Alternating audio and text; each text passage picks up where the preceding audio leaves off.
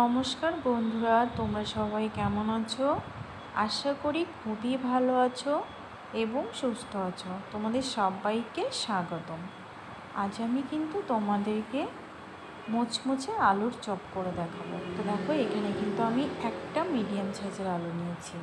দেখো কতগুলো হয়ে গেছে। এভাবে আলুগুলো কিন্তু খুব পাতলা করে কেটে নিতে হবে।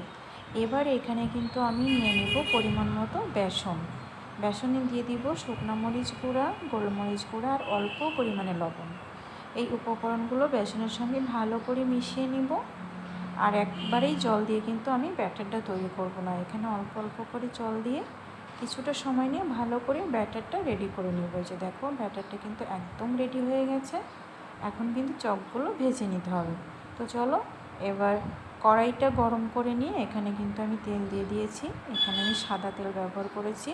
দেখো, তেল গরম হয়ে গেছে। আমি কিন্তু আলুগুলো ভালো করে ব্যাটার মিশিয়ে আলুগুলো ভালো করে কোট করে নিয়ে দেখো গরম তেলে ছেড়ে দিয়েছি। এভাবে কিছুক্ষণ জাল দিয়ে ভেজে নিব। এই যে দেখো, এক পিঠ কিন্তু ভালো করে ভেজে নেওয়া হয়ে গেছে। এখন কিন্তু আমি উল্টে অন্য পিঠটাও ভেজে নেব। অল্প উপকরণে একটা আলু দিয়ে তোমরা এটা যে কোনো সময় খুবই অল্প সময়ে করে নিতে পারবে। আর এটা কিন্তু খেতে খুবই সুস্বাদু হয়েছিল আর অনেক টেস্টি হয়েছিল। তোমরা বাসায় একবার হলেও ট্রাই করবে। সামান্য একটা আলু দিয়ে তোমরা এতগুলো চপ তৈরি করে নিতে পারবে আরও খুব অল্প সময়ে।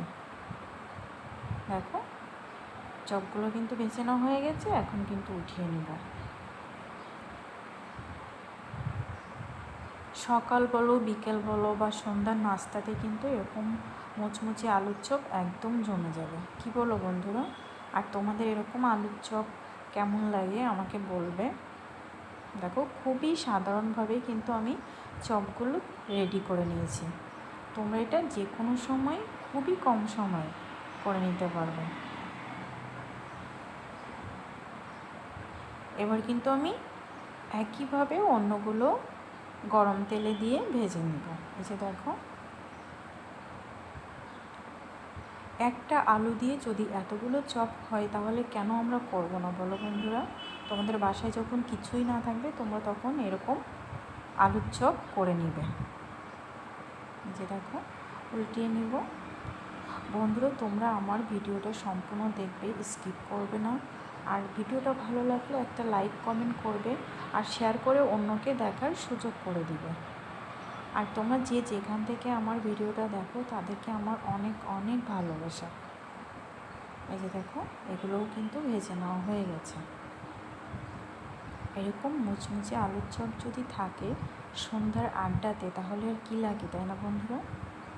তোমরা ঝটপট এটা বাসায় তৈরি করে নিতে পারবে। এখন এগুলো আমি উঠিয়ে নিব।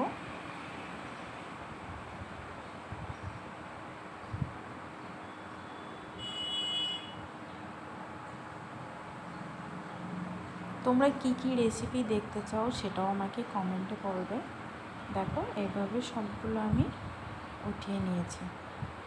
এবার কিন্তু তোমাদেরকে দেখাবো আলুর চপগুলো কত ভালো দেখাচ্ছে। দেখো, আর কতগুলো হয়েছে একটা আলুতে। এখন কিন্তু আমি তোমাদেরকে টমেটো সস দিয়ে পরিবেশন করে দেখাবো। এই যে দেখো, কত ভালো দেখাচ্ছে, তাই না বন্ধুরা? তো ভিডিওটা আজকের মতো এই পর্যন্ত। সবাই ভালো থাকবে, সুস্থ থাকবে।